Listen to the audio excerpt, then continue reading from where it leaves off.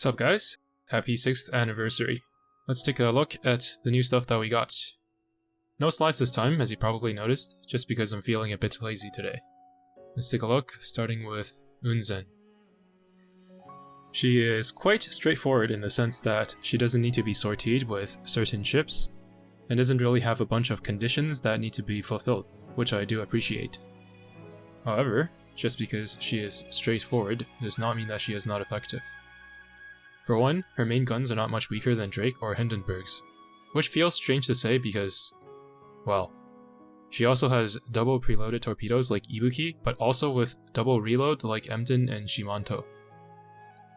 All of this to say, where Hindenburg has an extra gun mount in her third slot, Unzen has about 3 to 4 extra torpedo mounts worth of damage instead, which is just utterly ridiculous. I expect that her raw damage output will be above even that of Hindenburg, except potentially against light armor. But the real kicker is that since she's not particularly squishy, but is a torp ship, she has access to extremely high oxytorp scaling to kick her DPS into overdrive, something which Drake and Hindenburg do not have access to. It's not that they necessarily need oxytorps or any kind of damage auxiliaries to deal a lot of damage, but more so the fact that they couldn't do it even if they wanted to. Her guns will still make up for a significant chunk of her damage, meaning that Hindenburg will still likely have a niche against heavily shielded enemies.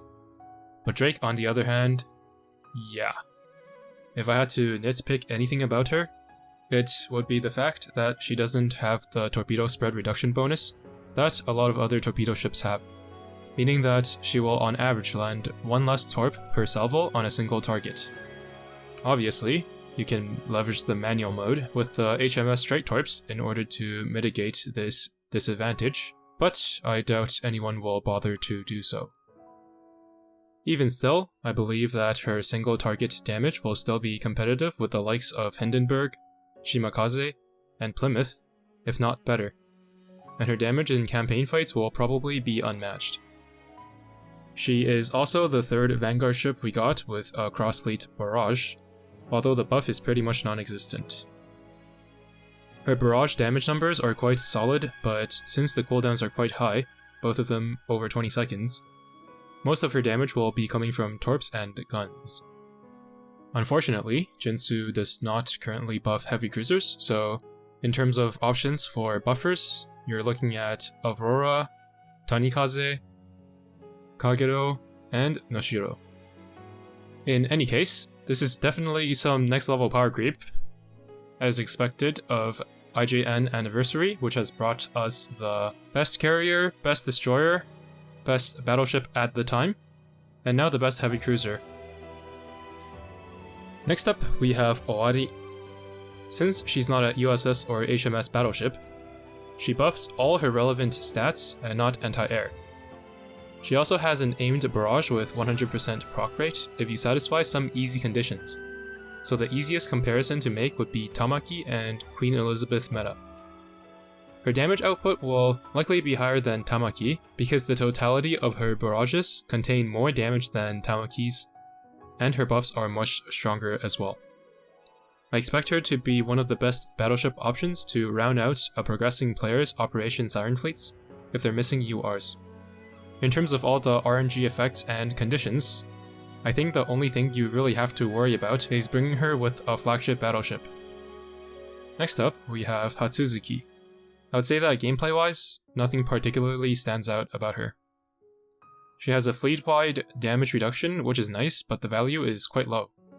She doesn't have shield-ignoring mechanics and anti-submarine specialization like Wakatsuki, and she's not quite as bulky as some of the recent Ironblood destroyers, but she is quite cute. Next up, we move on to the purples, starting with Natori. Nothing about her is remarkable except this skill 2 barrage, which apparently has 2000 base damage, but depending on the pattern, it could be anywhere from useless to really OP.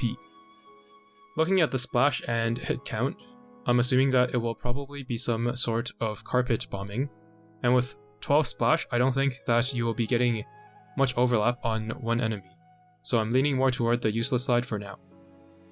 And finally, the last of the new ships we have is Asanagi, who has a meme root skill, which will probably be useless in battle because of its duration. After that, let's take a look at Nachi's retrofit. She's very accessible and becomes extremely tanky just off her base stats alone.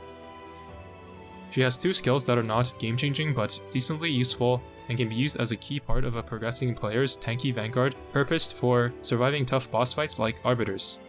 For veterans though, there is nothing to write home about. And finally, let's take a look at the new Rainbow gun.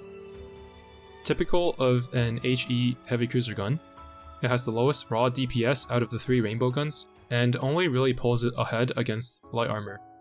While its raw DPS is lower on paper compared to the Drake gun, the lower spread as well as higher firing angle will make it a slight improvement in general on Drake, but definitely not a huge upgrade. On the contrary, Drake's special mods actually do nothing for the gun against light armor, because like the skill, the gun already deals 140% towards light armor. So if you're up against a light armor enemy, then a heavy cruiser that doesn't change the gun's ammo mods will actually get a higher increase out of this gun than Drake. Please enjoy. Now, before I wrap up the video, I will talk about the stuff from the previous patch that may be relevant. From the last batch of unique augments, I would like to highlight the U-47 augment in particular. The margins between the top submarines were so minor that even though U-47's augment isn't a huge upgrade, the little bit of extra damage it provides is likely enough to edge her over most other options. She is particularly good against enemies that don't move because it allows her to chain hit torps together and keep her debuff applied the entire time. On the other hand, although Suffolk's unique augment gives her a huge upgrade, her starting place was so low that she's still not great. One last thing I will mention is in regards to Jinsu meta, the ship itself. A huge portion of her damage is locked behind a low HP condition, which I am not a huge fan of. She'll probably do her best work in PvP, but I have no clue if she's good enough to really shake the meta there. And that's going to be it for this video.